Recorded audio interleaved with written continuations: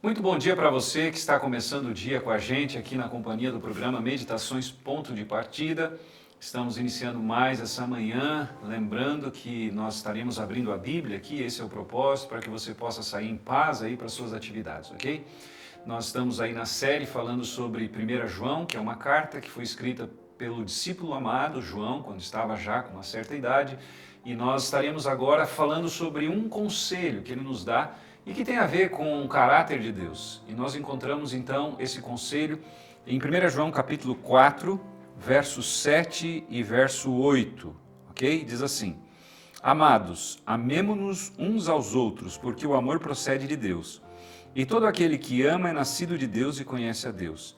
Quem não ama, não conhece a Deus, pois Deus é amor.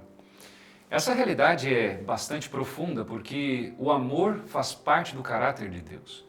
E muitas pessoas hoje têm confundido o conceito de amor. E muitos têm levado esse conceito para questões apenas de paixão ou de atração física. E não é isso que o texto está dizendo aqui. A palavra usada aqui no original é a palavra ágape, que significa um amor a ponto de dar a vida por alguém. E é nesse sentido, é nesse conceito, é nesse nível que João está apelando aqui.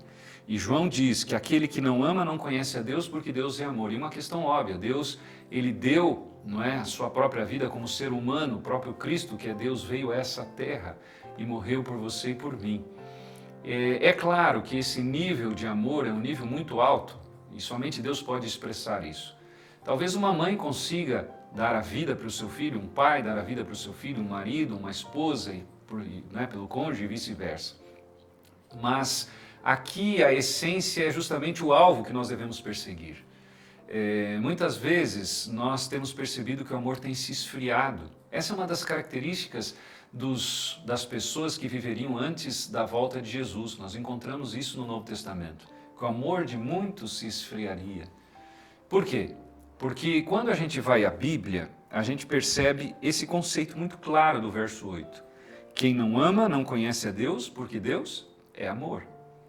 Eu várias vezes tive que aconselhar casais que estavam à beira da separação. Eu tenho várias experiências, junto com minha esposa, de lembrar assim de casais que estavam brigando, que estavam ali a ponto de separar.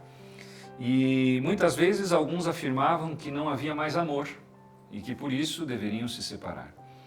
Mas sabe uma coisa que me chama a atenção de todos esses casais que tive a oportunidade de atender?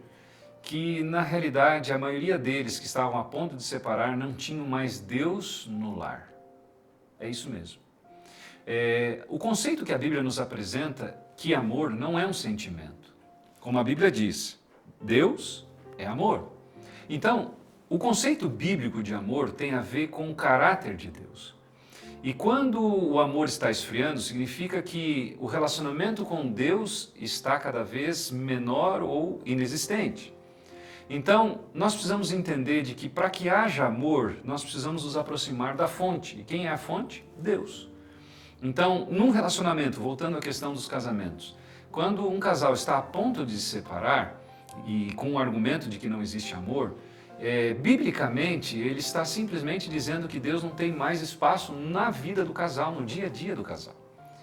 Eu já vi também situações de resgatar, não é, casais que estavam a esse ponto, quando eles decidiram buscar a Deus através do estudo da Bíblia diário, através da oração, mesmo muitas vezes chateados uns com os outros, né, um com o outro. Então é óbvio que quando Deus está presente, o amor está presente, porque não dá para separar Deus de amor, você entende? É como se fosse uma coisa só.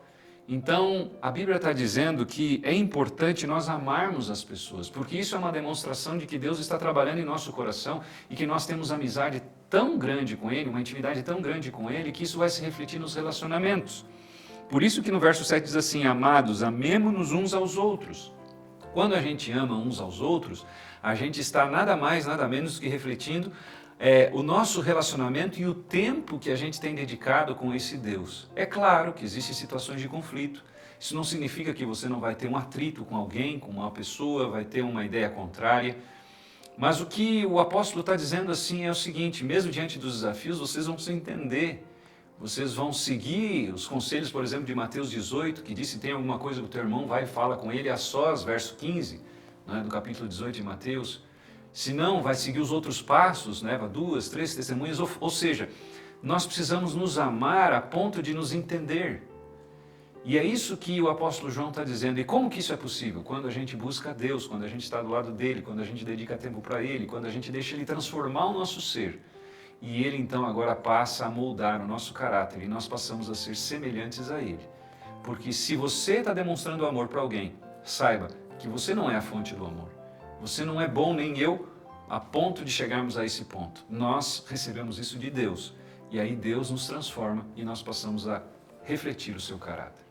Você quer conhecer mais sobre esse Deus? Você quer saber quais são os atributos, não é? O que Ele espera de nós, qual é a sua vontade? Você tem a oportunidade de pedir esse guia de estudos, é gratuito, basta você acessar esse QR Code ou, quem sabe, pedir através desse WhatsApp que está na tela, e você vai conhecer um pouquinho mais sobre quem é esse Deus e o caráter de Deus através dos temas que estão abordados aqui e dos textos bíblicos que são sugeridos para que você busque na sua própria Bíblia. Mais uma vez, eu gostaria de lembrar a você de que o segredo está aqui, tá bom? Esse é o nosso GPS. A Bíblia nos traz muitas orientações para que a gente possa ser feliz. Se você quer realmente ter uma vida melhor, não esqueça, seguir a palavra de Deus é sempre a melhor escolha. Que Deus te abençoe. Até o próximo programa.